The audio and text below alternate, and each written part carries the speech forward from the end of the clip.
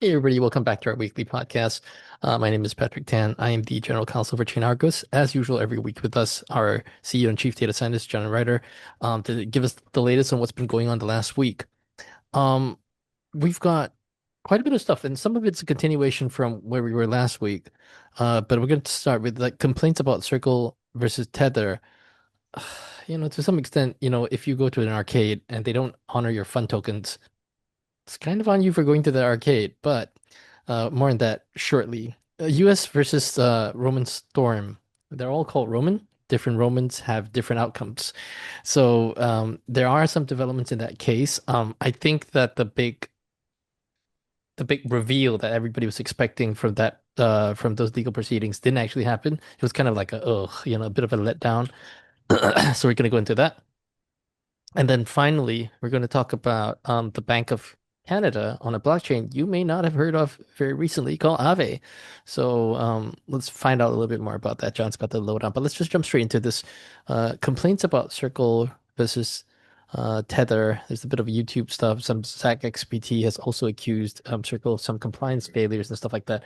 It's interesting because, I mean, first of all, people who use stablecoins generally are, I don't want to say operating outside the usual protections, but they're definitely adjacent to what most people would expect to be Venmo. Well, I mean, yeah, okay. So I guess to address that sort of to start with, right? Tether Mm, is explicitly outside the standard onshore dollar regulatory system, right? yeah, And the extent to which they participate, assist law enforcement in various countries, it's on a voluntary basis. And every time you see a press release, they make it clear that it's on a voluntary basis. Both sides, the FBI asks for help, they say it's voluntary. Tether says it's voluntary. You read the court documents, it's all voluntary. correct. Their terms of service. So they are very much not. I mean, there's supposedly eventually going to be an onshore product that I think has launched, but is an irrelevant size This is true. in the U.S. Right? But the $100 billion, whatever, is all in this thing that's not. You are explicitly outside the standard regulatory perimeter.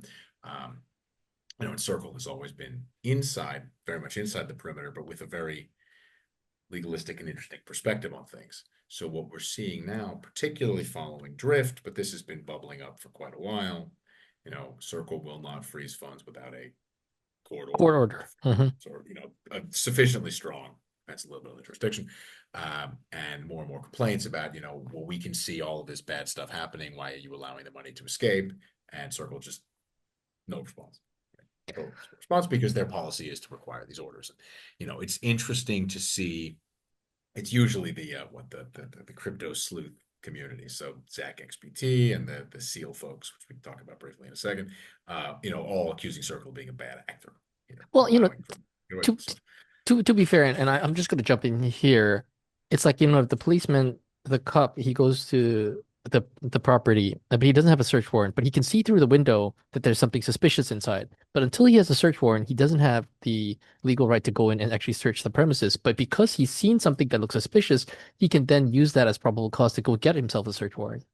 Yeah, I mean, I think it depends a little bit what you see, what jurisdiction, as to whether you're allowed to do Correct, this. correct. There's some variants of that. Yeah. So, I mean, whilst you may or may not agree from a moral perspective as to Circle's position, s- seems safe-ish, maybe. Yeah, so I guess I think I there are two. We're going to take the pro circle position here for a moment, and then we can Yeah, criticize the position, right? So there are sort of two solid arguments in their favor, and you're thinking of this from the perspective of circle management, circle whatever, right? yeah. The first is that there are going to be disputes, and this group that's mostly loosely affiliated, whatever group that's unhappy with them, do not have a 100% accuracy rate because no one has a 100% accuracy rate on anything in the world. That's not how blockchain Well, works. some Right? some people do So claim to, but well, and you need to have a dispute resolution procedure, of course. and the dispute resolution procedure that has been agreed upon in the United States, at least, where dollars are is the United States legal system, Yeah. and that is a valid dispute resolution procedure. Maybe that's not too strong a position on the U.S. legal system, but like it's a valid thing that you can. It's obviously capable of It's a adjudicating disputes, choice. and Yeah. yeah, and that's usually the thing you'd expect to be used. And Circle is explicitly operating within a framework that references that. And, Yeah. can't really, that you would prefer a system that's very clear over the Tether system that's based on people voluntarily assisting each other. That's just kind of odd because, it's nice to have a formal dispute resolution system. You can in practice discover that one of them is more effective than the other. And the second one, of course, and this has been raised in a couple of public rebuttals to the complaints about Circle, is of course that Circle could be sued for violating their terms of service and for seizing people's funds incorrectly. Some of the response to that response is, oh, what do you think North Korea is going to sue you? And yeah, like clearly that's ridiculous. It's not completely inconceivable, but Yeah. it's relative. I mean, they could claim it's some state immune property or whatever, right? Or whatever. They appear in legal proceedings around the world occasionally. They're part of ICAO and whatever. Like it's not a thing that doesn't participate in any legal stuff at all in the world. You commercial airlines fly over North Korea. You pay fees, and it's part of the right. It's a thing. Not much, but whatever happens. Saying that you're just Circle could never make a mistake and could never then be sued by somebody whose funds were legitimately frozen. I mean, that's, I think, ridiculous, right? The more freezes there are, the more likely there are to be errors because the errors are Yeah. not zero. And Yeah. if they incorrectly freeze someone, in the case of this thing we discussed last week, where a bunch of online gambling and whatever various hot wallets for services were frozen, you could imagine where some central control DeFi thing has their tokens frozen, the people are doxxed and the whole thing collapses because the tokens can't move and it falls apart, and then somebody gets sued, and then them suing Circle. That's not impossible to imagine happening. And you can imagine Circle's legal department saying, you can't be doing this because that could happen. There's a lot of USDC in Maker. If Circle freezes those, Maker will likely have some problems. Parts of Yes. Maker have legal structure to them and assets, and there I, would I likely be suits, and I don't even Circle think we need to go that violate their far. I terms mean, with any problem. I don't even think we need to go that far. If you recall, when Silicon Valley Bank had some Yeah, issues, sure.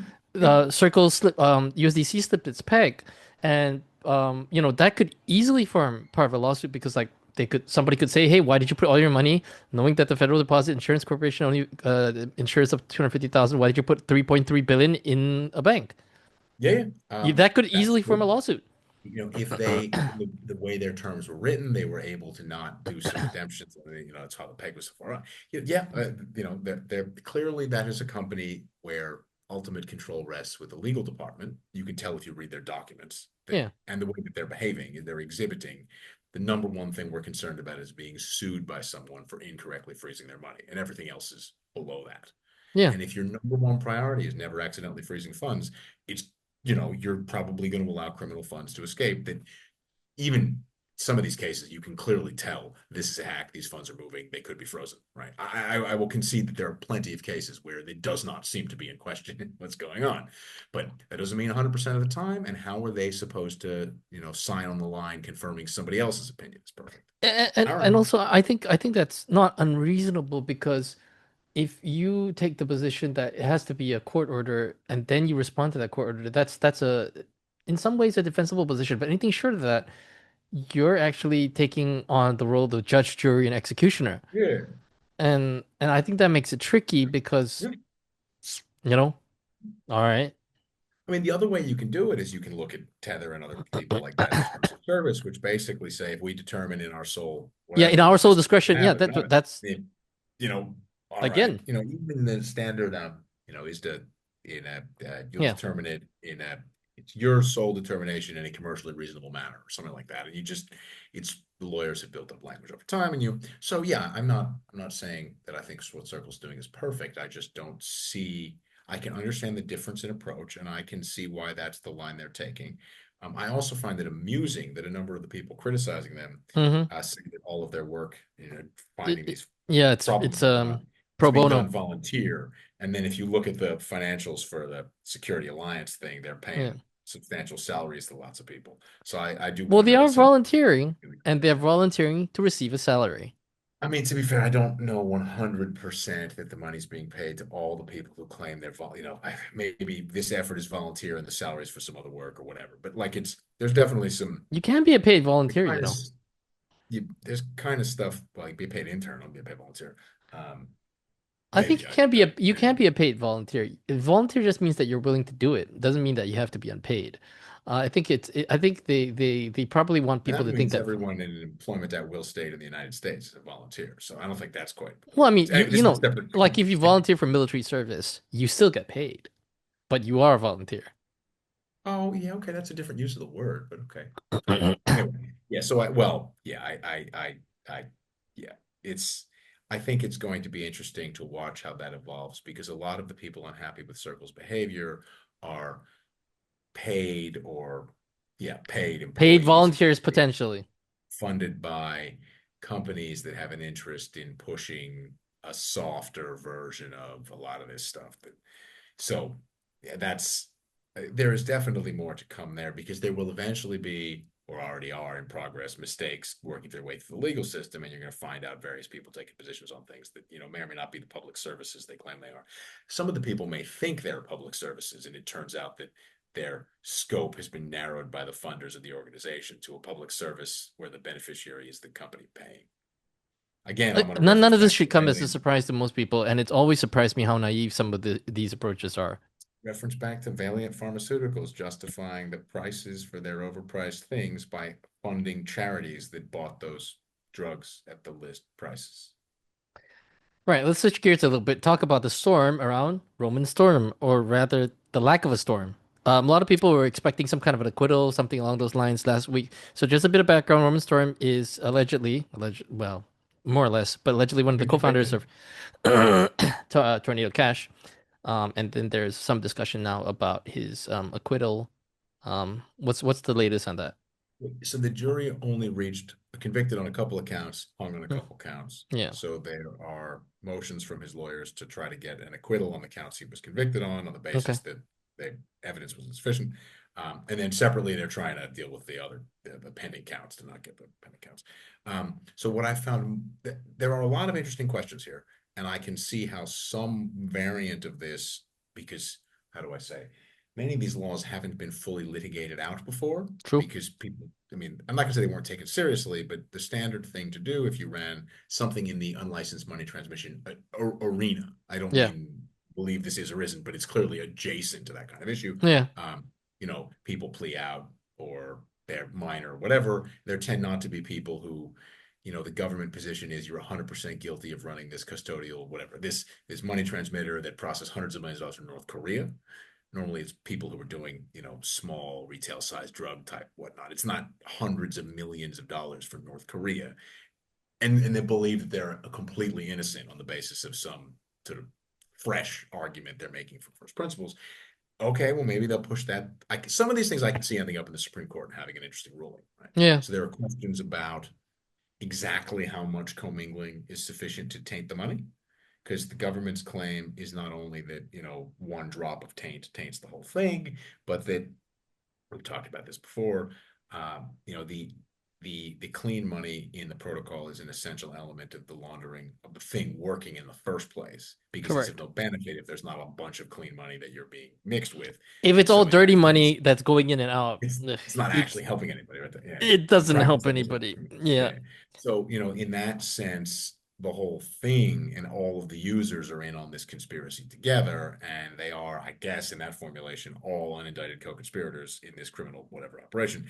You know, government doesn't really want to, I think, claim that every user of the system is a member of a criminal conspiracy. They're not going to prosecute all of them. In practice, that's not going to happen. But that does But feel a bit but feel a there is bit some weird. historical legal precedent which does say that if you offer your funds in the furtherance of such activity, Yeah. then your funds can be subject to seizure. So it is not inconceivable to me that using a mixer is going to be ruled legal, but Yeah, contributing your money for profit out of a mixer to help launder other people's money is actually not legal. correct. Remember, every time someone says mixers are legal, they're saying using something to clean my money is legal. But it may well be that a necessary element of that thing working itself is illegal. This has not been worked out yet, but there could be some interesting, you know, legal positions there, right? It's I, perfectly I legitimate think for there's someone strong going to legal anonymize precedent their to payments.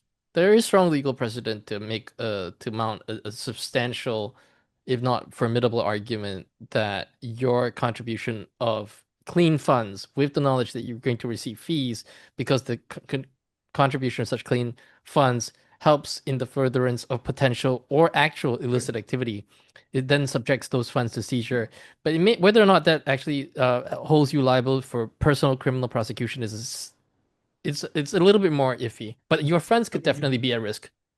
you could end up in a situation there where effectively Zcash and Monero are legal, but Yeah, in practice, mixers don't have a legal way to run. They require criminal components, even if the use of the mixer itself, publishing the code. Because if it's legal to publish the code and it's legal to use it, but it's not legal to stake funds for a profit in it that, allows it to work properly. Yeah. In practice, the thing isn't going to exist and be legal. Whereas Yeah. Zcash and fine. This is So, why this is why the Legion of Doom never really worked out because it's one way to describe it. Yeah, so yeah. that one's interesting.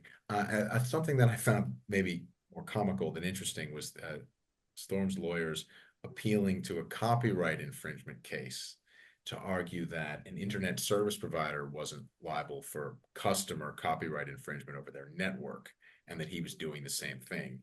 I mean, I don't think anyone believes that civil copyright infringement liability is the same as criminal money transmission, because I That mean, there's no yeah. different No, that regulatory wasn't. No, regimes. I'm with you on that one. That's an analogy that stretched a little bit too far.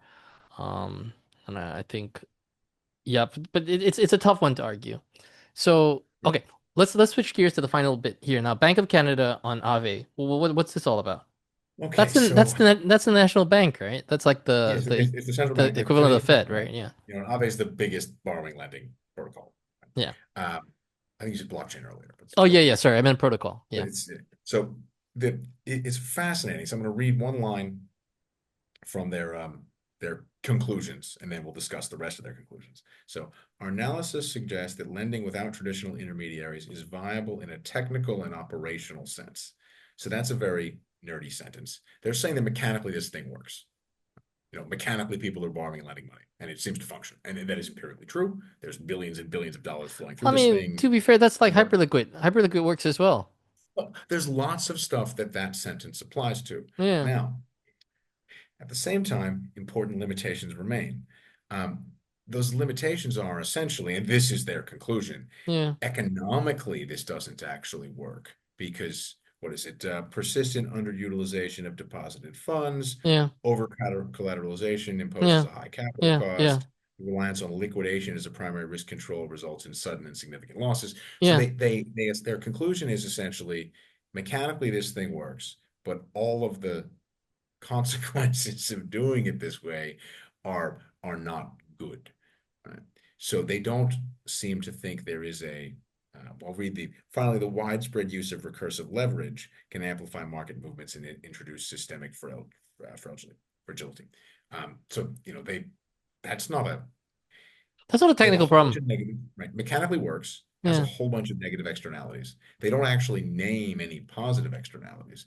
Given that we've said this many, many times, many people have said this many times, over collateralized borrowing is actually lending, right? So if I give Yeah. you $120 of collateral to borrow $100, I've lent you money, right? Yeah. So there's no actual extension of credit, right? It's not an extension of credit. It's a liquidity swap, maybe. Um, there is no extension of credit. So mechanically the software runs, and there don't seem to be positive externalities at all here. Are there real world use cases for such a situation?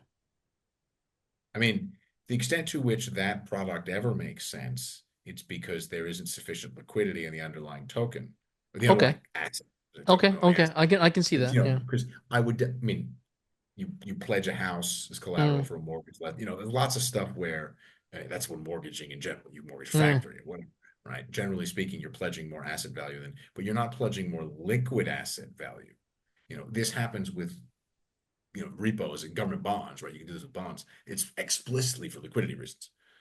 So when So they so say over collateralization and high capital cost, underutilization of deposited funds, what they're saying is repos are done for liquidity reasons where it's worth it for the liquidity change, yeah. but that's not the case here, and the haircuts are much bigger. I mean, this goes back to something that we've spoken about on this show a lot, which is that now I don't want to say that, I don't want to make that line which says that, blockchain doesn't necessarily make things better. But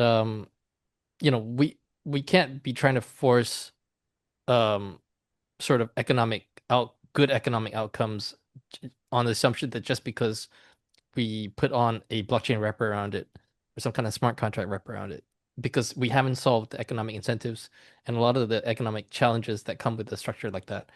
Um, and in Well, many adding cases, anonymity, you can take a traditional structure and then rearrange it in a way that adds anonymity. Oftentimes that changes the equilibrium outcomes. correct, because all the incentives become misaligned. And I mean, over you collateralized lending in an anonymous market, I have a huge incentive if I have inside information about the asset I'm pledging Yeah. to, to pledge it and And never pay and back. then yeah, And and then take the money out. Yeah. yeah, So I think whilst a lot of the technical issues were solved, and this has been a recurring theme on this show a well, lot, sorry, and you we've say technical issues solved. Aave is quite old, and it works fine. Like yeah. mapping this out is not that complicated. And the technical, well, it's not a technical challenge, is I guess probably what I meant. Yeah, fair enough. And, Yeah, and this is something that we've talked about on the show a lot. Oftentimes, I think people conflate the technical aspects of some of these things with the actual economic game theory slash economic theory type yeah. challenges that these things face, and a technical solution. Trying to, and you said this before, trying to use a technical solution for what is not a technical problem doesn't actually make things better. It actually makes things worse. Um, and yet, no, Bitcoin does not solve this one, unfortunately. I mean, systems have the properties that they have, right? That's not technical properties have nothing to do with sort of social economic properties. It's a fascinating paper to read because, yeah, they really sit down and look carefully at empirically what's happened with Aave. They're able to analyze, is the stablecoin yield that you get higher or lower than if you put dollars in a bank? The answer is lower. It's like, Yeah. okay, things like that, you know, why would I, as a holder of dollars, put them in here to earn interest? Well, the answer is clearly because the anonymity is worth it to me because I can't earn the interest legitimately. I can't deposit them non-anonymously for whatever reason. Okay. I mean, the use of the system empirically tells you that there are plenty of people for which the externalities are, well, not the externalities, the benefits are positive, right? The externalities are negative, but the benefits for the individual users are positive. And Um, on that bombshell, to borrow a line from Top Gear, thanks for tuning in. Thanks for your likes and subscribes. We appreciate it, and we'll see you again next week on the show. Thank you very much. Bye bye.